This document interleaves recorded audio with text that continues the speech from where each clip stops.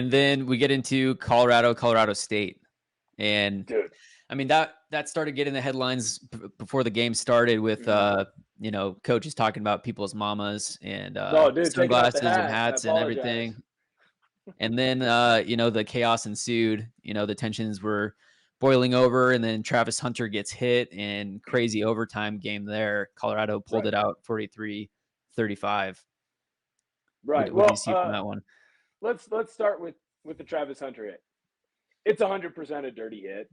That ball's 10 yards over his head, and you have a safety that's keyed up and put the wood on him, right? But when you look at it, people who are saying he should be suspended 5 games, 10 games, kick him out of the NCAA, you're crazy. He should have probably been ejected from the game. That's a targeting. I understand that he didn't lead with the crown of his helmet, but that's the definition of the rule. Unnecessary roughness. The ball is 10 yards over his head. It's not like the corner hit the ball. It's not like Travis Hunter hit the ball, right? It's never touched, and he still lays him out. Now, when you look at the context of that player, he is from the Boulder area. He grew up rooting for Colorado. He didn't get recruited by Colorado, but he got recruited by the rival in-state Colorado State. Of course the dude is jacked up. Of course the guy is keyed up. He's already crazy because of all these factors. Then you add in the fact that pregame, you're getting into a fight, yelling match on the logo.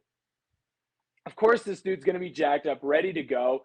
He got a little, out of control. I think he probably should have been kicked out of that game. Now, because he wasn't kicked out of that game, I do think a 1-week suspension, there's nothing wrong with that. It's a dirty hit. It's a late hit. But there's also something about playing on the edge that you like in those guys. I want my safety. I want a guy like Cam Chancellor, Sean Taylor.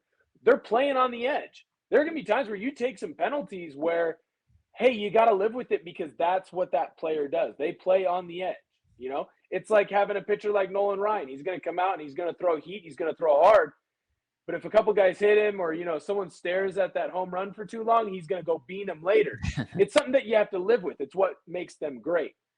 Now, because it's so late, so dirty, he deserves a 1-game suspension. But guys who are like, hey, he needs to be suspended for, 2-3 games. He can't come back till Travis Hunter comes back. We're going to go leave death threats. We're going to call his family. Just loser attitudes, loser material, loser morals. The kid made a bad decision. And it wasn't even that bad of a decision. He's playing on the edge. He got loose. It happened. Suspend him for a game and move on. He doesn't deserve to get attacked in the media. He doesn't deserve to get attacked on Twitter. And whoever doxed him, you're such a loser. Get off your mom's couch, put down the Doritos, go to a gym, go work out, go meet some people outside, touch some grass, and go be a normal functioning human being. There you go. Sorry, I'll get off my soapbox. No, yeah, I agree. Yeah, I saw the headlines that he was receiving death threats. That's just awful. And then Travis Lacerated Hunter. liver. Yeah. So Travis Hunter put out a YouTube video that I watched last night. And that's pretty cool that he's on YouTube. But it showed everything behind the scenes up to the game, up to the end of the game. And then, I showed him in the hospital bed. And apparently he's back home now. But it sounds like 3 weeks is how long he's going to be out with the lacerated liver. Yeah, 3 to 4. Those are pretty scary. Believe it or not, I played against a kid who got his liver lacerated in an 8th grade football game out at the old Mackenzie Stadium out here at Evergreen. That carpet stuff. Yeah, it's scary. It's a different injury. People break bones. I mean, shoot, Nick Chubb, whoa. But guys tear ligaments. But when it's like internal organs, that's where it gets scary. I'm glad that he's okay. I appreciate that Colorado is willing to just let you inside everything behind the scenes of what Deion does daily, what Shador is doing, Travis Hunter. They all get it, man. And I think that's really cool. But I also think it's cool to kind of calm some people down. Football is a violent game, but that doesn't mean that we want people hurt or, with serious life-threatening injuries. Right. So I think that's a cool move on Travis Hunter's part because now we get to see the behind the scenes. It's also a smart business move on his part because I guarantee you that thing's got hundreds of thousands of views, if not millions. Oh, yeah. That's money in his bank. That's money in the pocket. Dwayne "The Rock" Johnson was in there standing next to Deion Sanders for the pregame speech. So, I mean, I'm just glad they walk out to Lil Wayne performing Dude, live. live Lil Wayne concert. Yeah. I'll tell you what, coolest atmosphere ever. I loved it. If you are hating on Colorado for storming the field after winning that game, again, another loser. It's college kids trying to have fun. They won a game. I get it. You were 21-point favorites or whatever. You were down by, I think it was 10-17 with, in that fourth quarter. Who cares? You came back. It's a crazy comeback. Was it double Shador, overtime? double overtime. Shador didn't look that good first half. He comes back, lights it back up like he should if he wants to be a Heisman candidate. The dude is for real. I am drinking all the Gatorade, all the Kool-Aid with Shador. That dude is an absolute savage. He is a legit NFL prospect. He is a good quarterback that's going to lead this team to wins and probably one or two that they don't deserve. They're going to be a bowl team. They're not going to be a playoff team, but they're going to be frisky. They are going to be a team in the Pac-12, mark my words, that either knocks a team out of the playoff or that knocks a team out of a Pac-12 championship opportunity because of how good this offense is and how because good Shador Sanders is. And they haven't really seen a team quite yet like they will this weekend in Oregon. Yeah. So, Yes. from what I've heard, I mean, it's just going to be a fist fight as far as offenses are concerned. Right. Yeah. What are your thoughts on them going into Autzen Stadium this weekend? I don't love the line. 21 points, I think, is what I saw Yeah. last. That seems a bit high. I would lean towards Colorado if I was going to bet that. They won. It just seems like a number that's a little too high for an offense that can move the football well. Where the issue is going to be is what Colorado State killed Colorado with is they kept running those little crossing routes. They're 5-yard little routes, and your nickel cornerback and your linebackers weren't able to keep up with Colorado State's tight end and some of their speedier slots.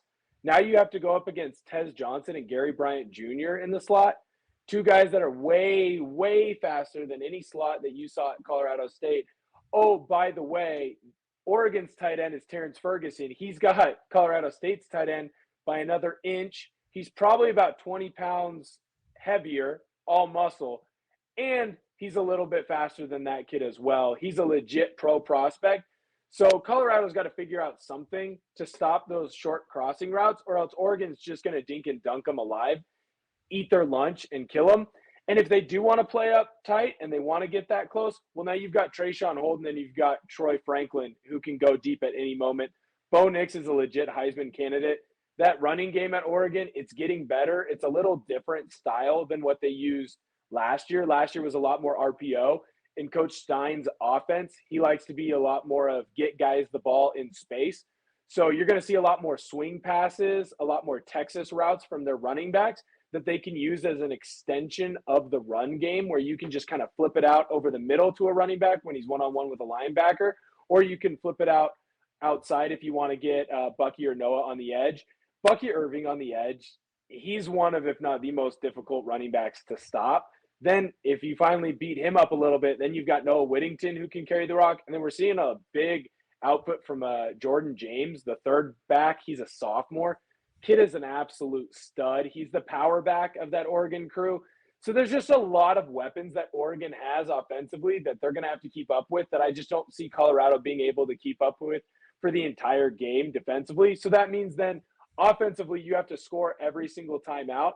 This Oregon defense, it's a mint defense, so it's a 3-3-5, and then you're doing a lot of twisting, a lot of stunting, a lot of stemming late on that D-line. Colorado's offensive line, they're a bit undersized, they're a bit slow, trying to keep up with this Oregon Duck D-line and with all the different blitzing schemes that they can run. I think Oregon's going to get a stop or two. That being said, I still think Colorado probably puts up 21 to 28 points. They're legit, man. They have a good offense, and they know how to get the ball, the guys in space. And like I said, I don't think Shador is going to win a Heisman, at least not this year. If he stays next year, he's going to be a front runner. But he's a legit candidate, and he's a legit NFL quarterback in my eyes. So to say that he's going to get shut out or stopped for a whole game seems a bit bold for me. Yeah, so I think the line was something like 71 for points. So would you take the over on that? I really want to. Yeah. Life's too short to bet the under. I wouldn't, for me personally, 71 is just such an astronomically high number that I would stay away. I mean, someone's got to get to 42, and the other team's going to have to get to 35. So I would stay away from that. If I was going to bet that, which I haven't totally decided what my big three bets are going to be, and I'll have that video coming out on Twitter here in about 2 days. I haven't decided yet, but I'm definitely taking a good hard look at this Colorado line, and if that's something that I want to bet, because I do think it's a juicy number.